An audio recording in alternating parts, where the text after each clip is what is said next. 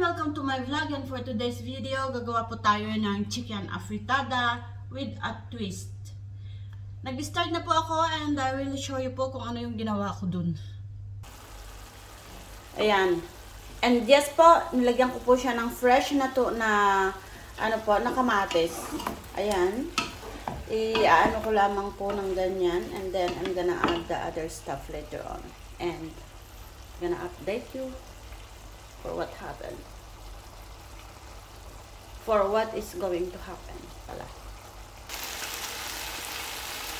Okay, so ito na po siya, and now I'm going to add a little bit of hot water para naman po lumambot yung Okay. Hirap po ng walang cameraman. And yan, nilagay ko na po yung carrots. Medyo po. Meron po siyang sunog yarn. Hindi naman po sunog. And dahil wala po akong bell pepper, nilagyan ko na po siya ng green chili para may anghang na rin. It's not bad naman po pag pag maanghang ang pagkain. Actually, gustong-gusto ko pa ng ng spicy. At ito po ang sinasabi ko sa inyo na nilagyan natin ng twist, dahil instead po na maglalagay ako ng potato, sweet potato po ang aking ilalagay. Kasi nabasa ko mas healthy yata ang sweet potato kaysa sa potato. And I believe, kasi I eat sweet potato po every day. Instead of rice, sweet potato po ang aking kinakain. So, healthy po siya. Yeah.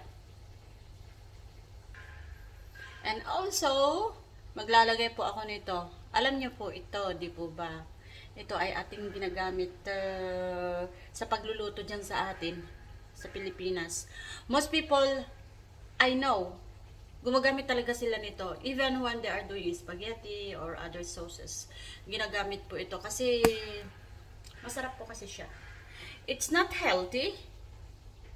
Sa mga taong may mga sakit na dapat hindi kumain ng ganito, pero otherwise napaka rin po ito.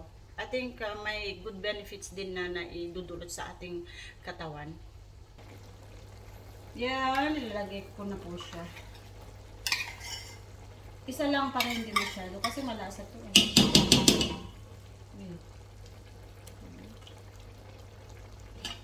Ginamit.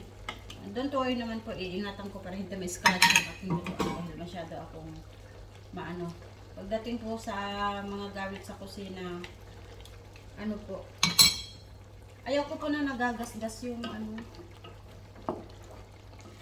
yung lutuan. So, ganyan na po siya. There you go.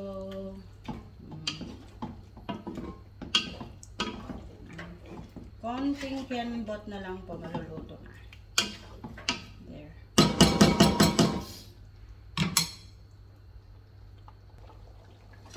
Also, ilalagay ko na rin po ang ating sweet potato. Ayan. Sa ilang saglit lamang po ay kakain na tayo. Hindi naman kakain. Magiging ating ulam. Yan. At I'm gonna add some salt. Kunti lamang po na salt. Huwag pong madami. Yan. Kasi hindi naman din po maganda sa health yung maraming salt. Again, ginamitan ko naman po ng kutsara na ayaw ko.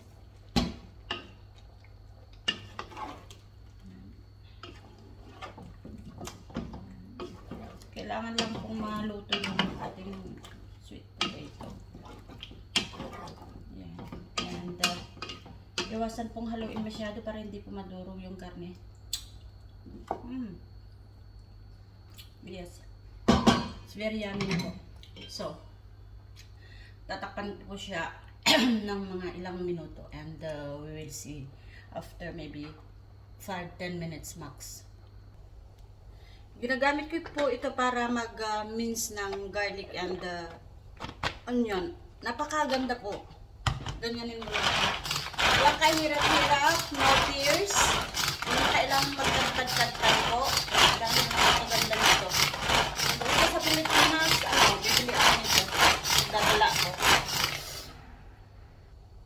Ito na po siya na over. Hindi naman po dapat ganito. Pero okay lang po kasi I'm going to make spaghetti sauce. Yan. Meron po ako ditong hotdog and meron po ako ditong giniling na chicken. Yun po ang aking gagawin. So, ito na nga po. Magigisa ulit tayo ng sibuyas. And nandito na rin po yung bawang niya. Pinag-isa ko na po. Para sa ating spaghetti.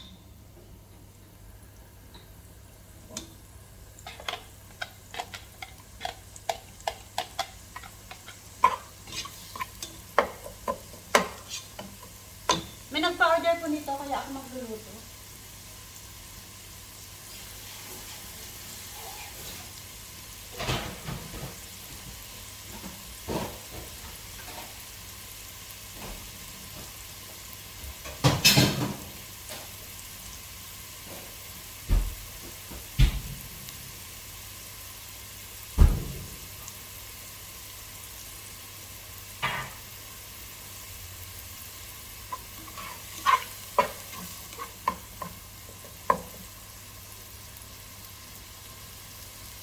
Ayan, sorry po, iniwanan ko siya.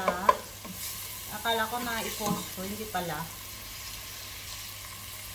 So now, ito naman po yung ating minced chicken na gagawin nating spaghetti sauce.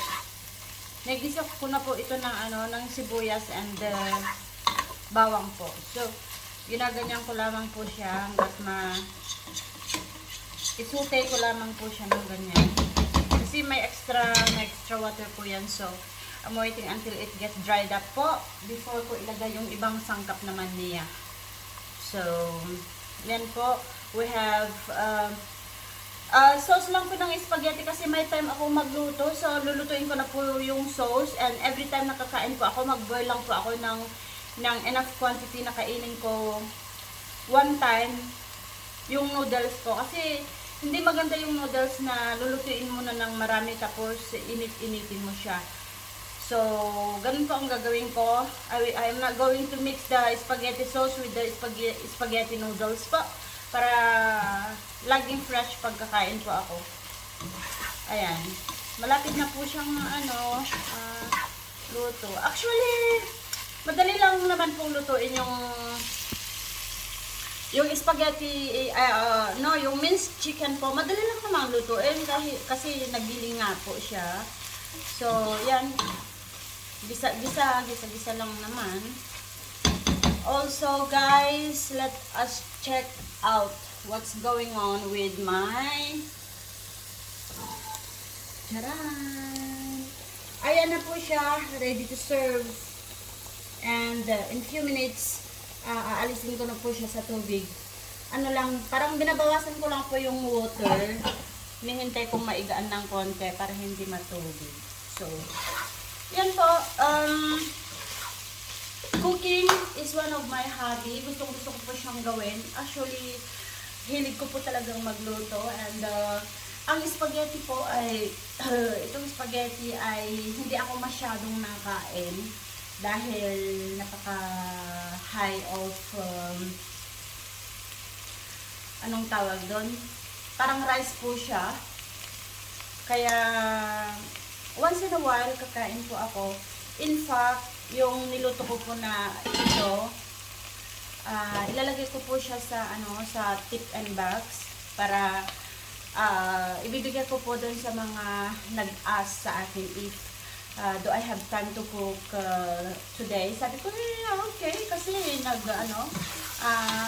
not going to work until in the afternoon, like 4 o'clock. So, sabi ko, okay, may time ako magluto. Kaya, yung ibang mga kakilala ko po, nag-request sila hey, can you make para sa amin na ano, spaghetti, da.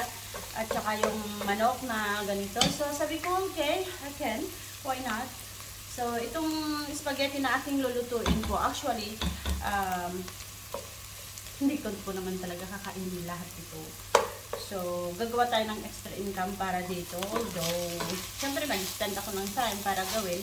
Instead of natutulog na lang ako or nagpapahinga, eh, sobra naman po yung aking pahinga. At saka, I can always take a nap naman po in the afternoon after lunch. So, okay.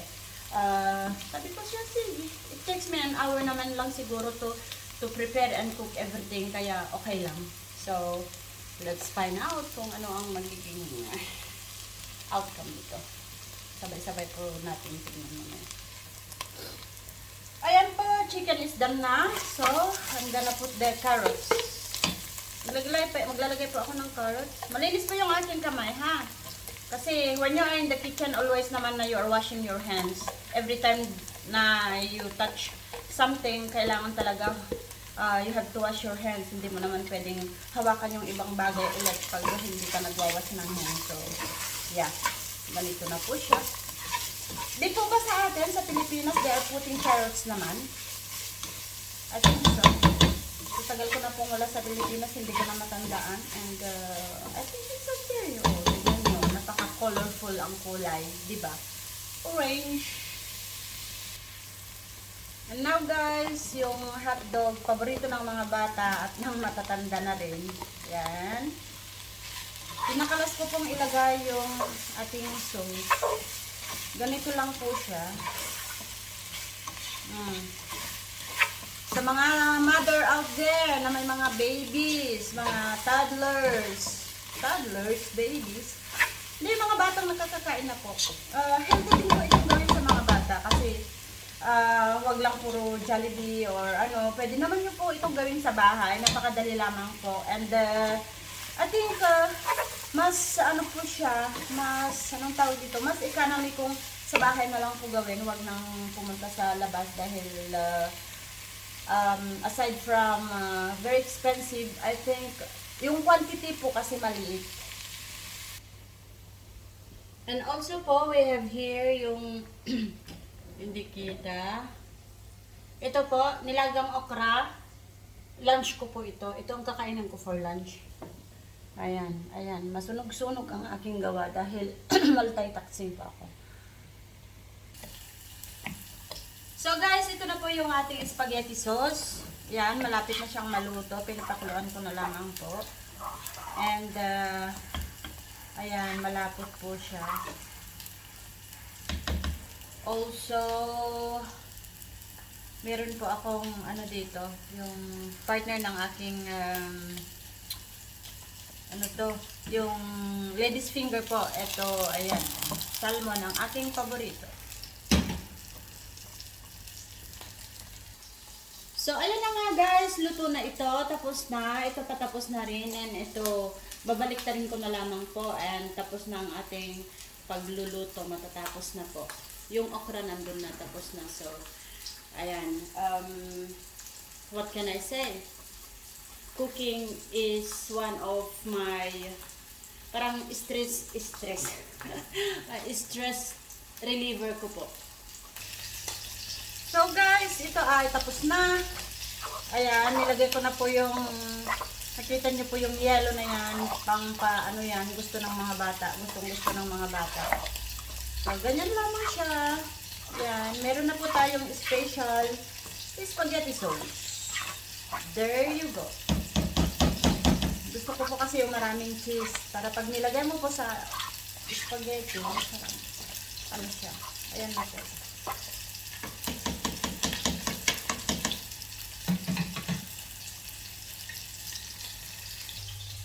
Okay guys, dyan na po nagtatapos ang ating video and maraming salamat po sa inyong panonood and sinasabi ko, ito na naman ang cooking show na walang title and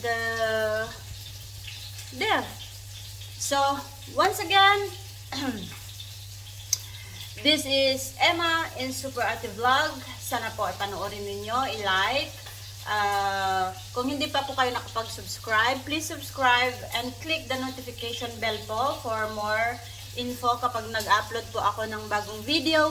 And sana po i-share na rin po ninyo and comment down below. Bye everyone! God bless us all!